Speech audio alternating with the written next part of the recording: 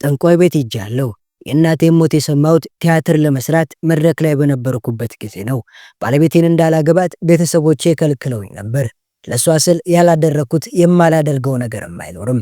ተወዳጁ ተዋናይ ግርማ ታደሰ የተናገራቸው ንግግሮች ናቸው። ዝርዝሩን እናስደምጣችኋለን። ለሕዝብ ሳቅን እየሰጠ ሐዘንን ገሸሽ ያደረገው የጥበብ ፈርጥ እሱ ግን አሳዛኝ የህይወት ፈተናዎችን አሳልፏል። ለውስን ደቂቃዎች አብራችሁን ስትዘልቁ ከላይ የዘረዘርናቸው ርዕሰ ጉዳዮችንና ሌሎች የህይወት ጉዞዎችን በጨረፍታ እንነካካችኋለን። እንደው እንደዚያ አጥፍቶ ያስቀረው ነገርስ ምንድነው የሚለውን የምንነግራችሁ ይሆናል። አሁን ስላለበት ሁኔታም እናወጋችኋለን። ታዲያ እናንተ ቻናሉን ሰብስክራይብ፣ ቪዲዮውን ላይክ እያደረጋችሁ ለጥቂት ደቂቃዎች አብራችሁን ተጓዙ።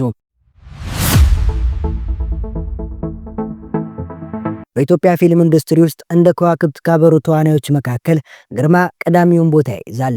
ፊልሙ ኮሜዲ ስለሆነ ብቻ ሳይሆን ግርማ በልዩ የትወና ተሰጥቶ እሱ ጋር ብቻ ባለ ያተወውን ስልት ስለሚጫወተው ስሙ ገኖ ለመውጣት ጊዜ አልፈጀበትም።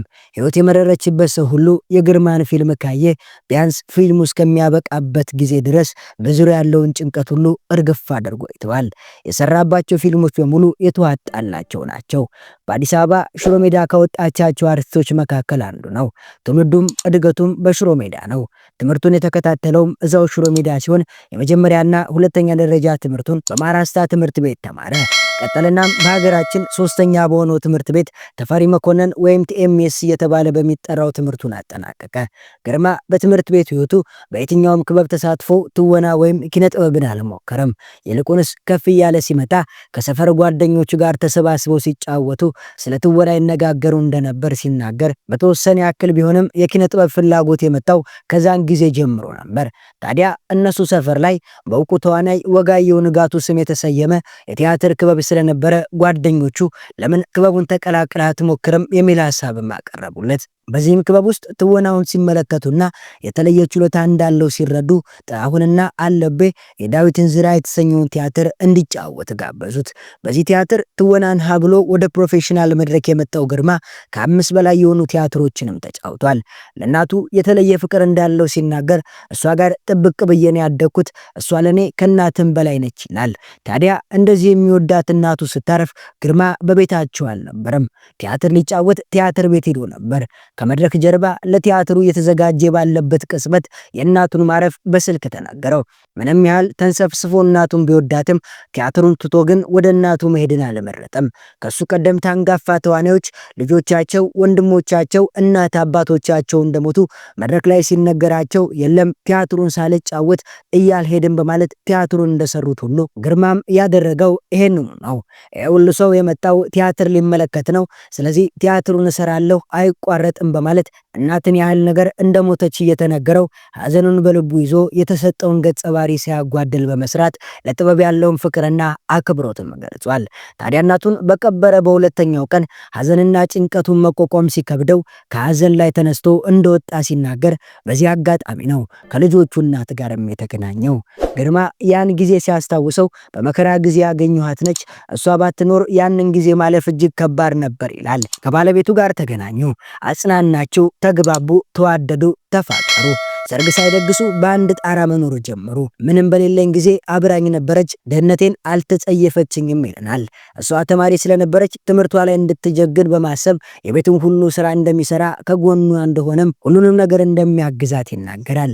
የመጀመሪያ ዲግሪዋን ጨርሳ ማስተርሷንም እንድትማር እንዳደረገና በዚህም ጊዜ ቢሆን እሷ ትምህርቷን እንድትከታተል ብዙ ኃላፊነቶችን እሱ ጋር ነበር የሚወጣው።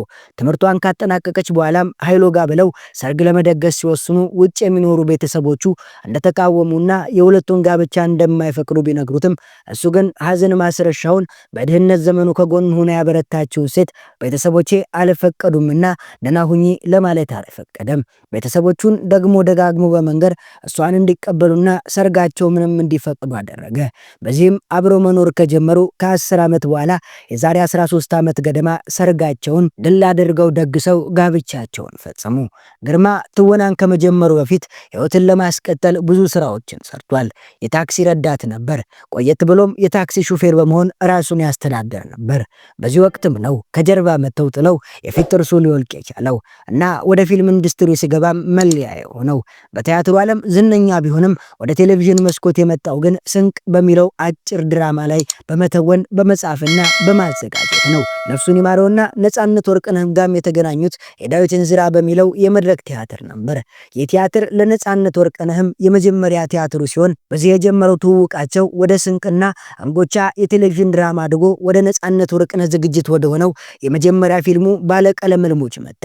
በዚህ ፊልም ላይ ሼፍ በመሆን የሰራው ግርማ የድንቅ ብቃት ባለቤት መሆኑንም አስመስክሯል። በቀላሉም የኢትዮጵያ ልብ ላይ ለመቀመጥም ቻለ። በባለቀለም ህልሞች የተጀመረው ፊልም ኤፍቢአይ 1፣ ኤፍቢአይ 2፣ ፍቅርና ፌስቡክ፣ የአዲስ አበባ ሀብታሞች፣ የቤት ልጅና በርካታ ፊልሞች ላይም በብቃት ተውኗል። ስራዎችን የተመለከቱ በሙሉ ግርማ ይችላል በማለት በአንድነት ምስክርነት እንዲሰጡም አስገድሏል። ሰዎቹ ኮሜዲያን እያሉ ቢጠሩትም እሱ ግን እኔ ኮሜዲያን አይደለሁም፣ ተዋናይ ነኝ፣ የትኛውንም አይነት ገጸ ባህሪ ቢሰጠኝ በብቃት እጫወታለሁ ይላል። የጥርሱ ወላቃነት የተለየ ቀለም እንደሰጠውና ኮሜዲው እንዲጣፍጥለት እንዳደረገው ሲጠየቅም ሊሆን ይችላል፣ እኔ ግን ወላቃ መሆኔን የማስታውሰው ሰዎች ሲነግሩኝ ነው ይላል። ታዲያ ድንገት ጥርሱን አሰርቶ ሲታይ በርካታ የፊልም ባለሙያዎች እንደወቀሱትና አድናቂዎቹም ለምን ተሰራው?